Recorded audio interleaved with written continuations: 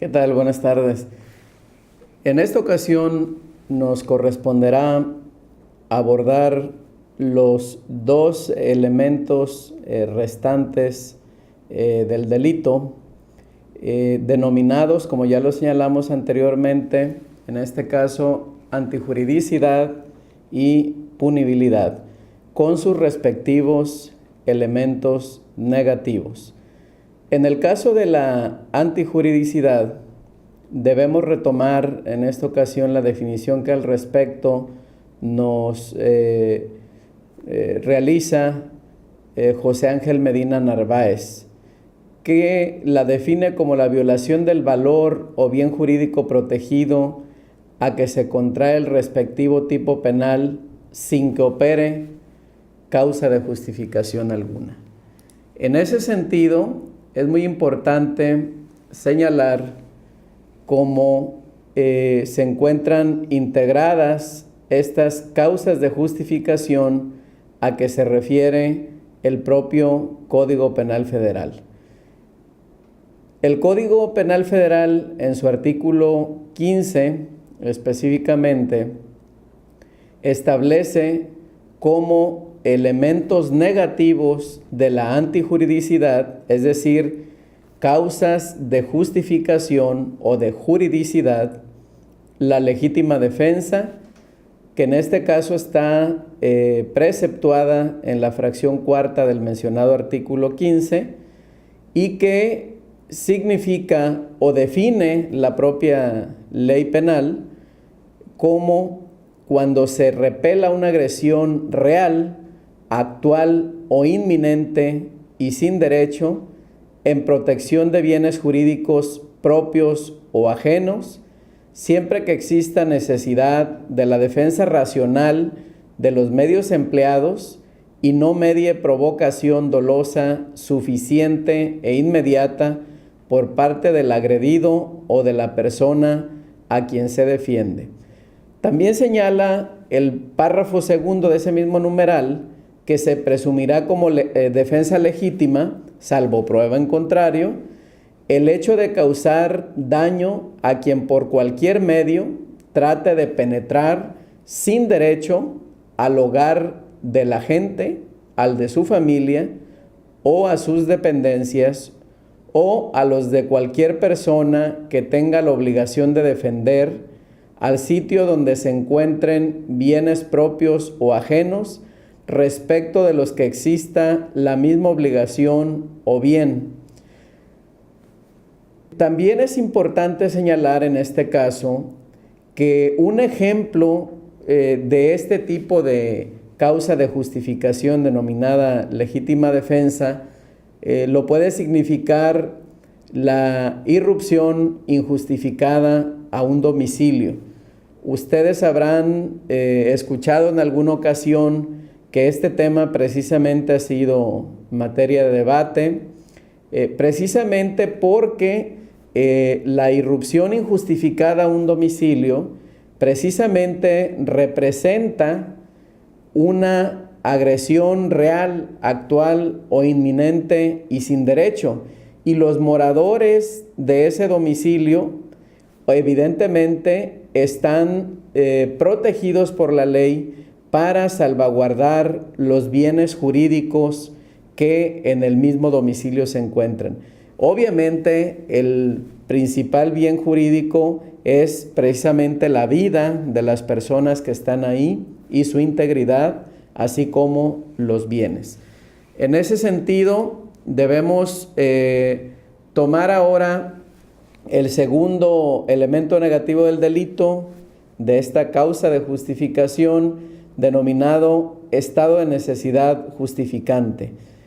Este estado de necesidad justificante se encuentra establecido en la fracción quinta del mismo artículo 15 del Código Penal Federal y es definido como cuando se obre por necesidad de salvaguardar un bien jurídico propio o ajeno de un peligro real, actual o inminente, no ocasionado dolosamente por el agente, lesionando otro bien de menor o igual valor que el salvaguardado, siempre que el peligro no sea evitable por otros medios y el agente no tuviere el deber jurídico de afrontarlo. En este caso, tenemos como ejemplos, por ejemplo, valga la redundancia, el robo cometido por un indigente. También tenemos como ejemplo el caso de náufragos que se encuentran en alta mar y uno de ellos priva de la vida al otro para tener que consumir su carne y de esta forma poder sobrevivir. Este tipo de ejemplos son una muestra de esta causa de justificación a la que acabamos de hacer alusión. A continuación, abordaremos la denominada ejercicio de un derecho o cumplimiento de un deber. Esta causa de justificación se encuentra establecida en la fracción sexta del mismo artículo 15 ya invocado y se define como la acción o la omisión que realicen en cumplimiento de un deber jurídico o ejercicio de un derecho, siempre que exista necesidad racional del medio empleado para cumplir el deber o ejercer el derecho y que este último no se realice con el solo propósito de perjudicar a otro. En este caso, voy a dar algunos ejemplos. Específicamente en el caso del ejercicio de un derecho, el ejemplo clásico es el vecino que corta las ramas del árbol de su colindante, siendo que dichas ramas están invadiendo la propiedad de este vecino y por lo tanto el artículo 848 del Código Civil Federal le otorga el derecho al propietario del bien inmueble que está siendo invadido por esas ramas de cortarlas sin que se considere que esa conducta puede representar un daño y por lo tanto evidentemente es una causa de justificación. Esta persona está ejerciendo un derecho que la propia ley le confiere. En lo que respecta al cumplimiento de un deber jurídico, un ejemplo de ello son las lesiones que se ocasionan por disparo de arma de fuego por parte de un policía, por ejemplo, a un secuestrador que pretende privar de la vida disparando a su víctima. En este caso, el policía realiza ese acto de lesionar al delincuente en cumplimiento de un deber jurídico, puesto que él se encuentra obviamente obligado a salvaguardar la integridad física y la vida de la víctima de secuestro. Enseguida abordaremos el elemento positivo del delito denominado culpabilidad. Esta culpabilidad es definida por José Ángel Medina Narváez como el juicio de reproche que formula la autoridad judicial al sujeto activo por ser éste imputable a partir de que se haya realizado la conducta dolosa, culposa o preterintencionalmente. En ese sentido, es muy importante señalar que la culpabilidad está integrada por tres elementos. El primero de ellos es la imputabilidad. La imputabilidad se define como aquella en el que al momento de realizar el hecho típico, el agente tenga capacidad de comprender el carácter ilícito del hecho o de conducirse de acuerdo con esa comprensión. El segundo de los elementos es el conocimiento de la antijuridicidad, es decir, que el sujeto conozca la existencia de la ley o el alcance de la misma. Y el tercer elemento es la exigibilidad de otra conducta, es decir, que atentas las circunstancias que concurran en la realización de una conducta típica y antijurídica, sea racionalmente exigible al sujeto activo una conducta diversa a la que realizó. Ahora bien, como lo señalamos anteriormente, este elemento del delito también tiene su elemento negativo del delito, que en este caso es la inculpabilidad. La inculpabilidad es definida por el mismo autor ya antes citado, José Ángel Medina Narváez, como la falta de voluntad en un hecho determinado. Es decir, la voluntad está presente, pero disminuida. No permite distinguir entre el bien y el mal. Ahora señalaremos algunas de las causas de inculpabilidad y las definiremos, tratando de ejemplificarlas para una mayor comprensión. La primera de ellas es denominada miedo grave. Esta se encuentra como causa de exclusión del delito en el artículo 15, fracción novena del Código Penal Federal. En este caso, el miedo grave precisamente es con una definición más o menos acorde a lo que señala obviamente el propio Código Penal Federal, atenta a las circunstancias que concurren en la realización de una conducta ilícita, no sea racionalmente exigible a la gente una conducta diversa a la que realizó, en virtud de no haberse podido determinar a actuar conforme a derecho. Cito un ejemplo para clarificar este miedo grave.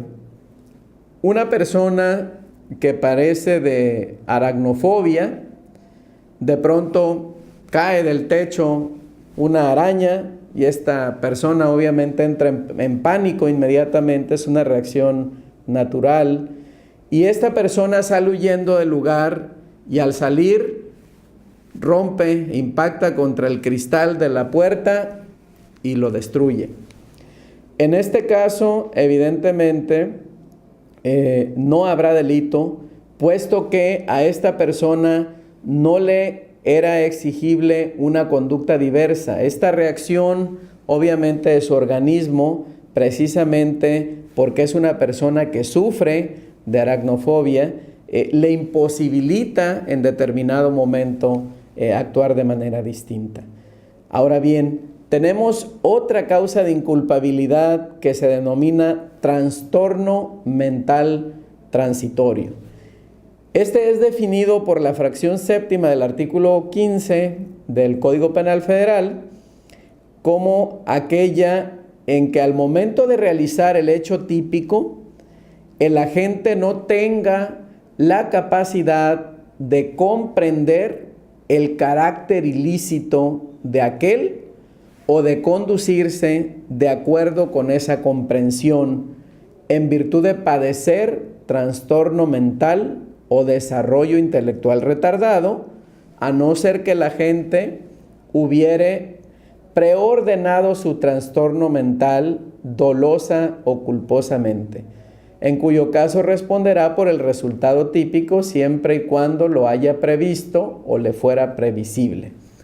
En este caso, evidentemente, tenemos algunos ejemplos que dan más o menos claridad al respecto, que puede ser obviamente un estado de embriaguez, pues diría yo, sumamente grave, que coloque a la persona en la condición que acabamos de describir, una intoxicación, convulsiones. Las convulsiones evidentemente generan este tipo de estado, el delirio, la psicosis y un intenso dolor que de pronto genere una reacción inesperada en la persona y pueda, por ejemplo, causar una lesión por ese intenso dolor, por esa reacción. Estos son ejemplos que pudieran en determinado momento darnos claridad, puesto que son, como lo mencionamos, trastornos mentales transitorios, es decir, no son permanentes.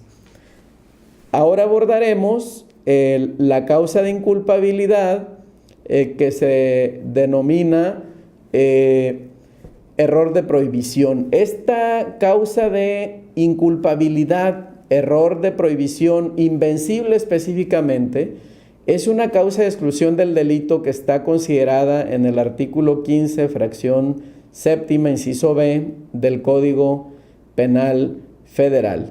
Porque en este caso, el referido ordenamiento la define como aquella en que erróneamente y de manera inevitable crea que su conducta está justificada o que actúa en virtud de lo establecido en alguna ley.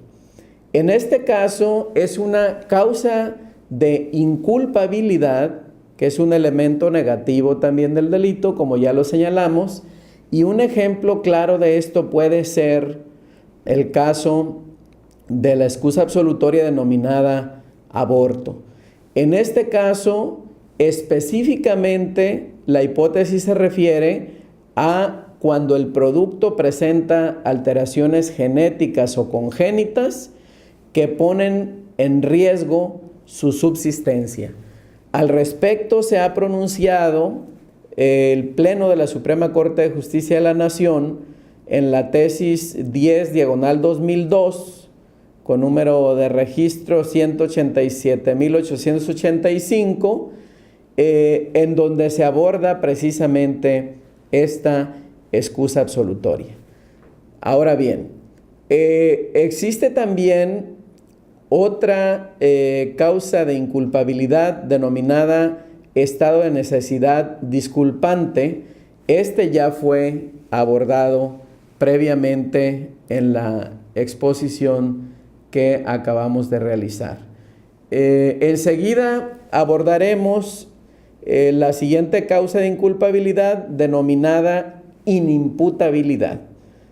Esta es aquella que cuando al momento de realizar el hecho típico, el agente no tenga la capacidad de comprender el carácter ilícito de aquel o de conducirse de acuerdo a la comprensión.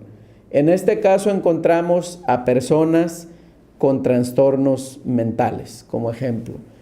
Y también tenemos otra causa de inculpabilidad denominada inexigibilidad de otra conducta, siempre y cuando no sea racionalmente exigible al sujeto una conducta diversa a la que realizó. En este caso también ya la abordamos previamente, el caso del sujeto que padece de aracnofobia es precisamente un ejemplo de ello. Ahora bien, hablaremos a continuación de la punibilidad. Este es el último de los elementos positivos del delito.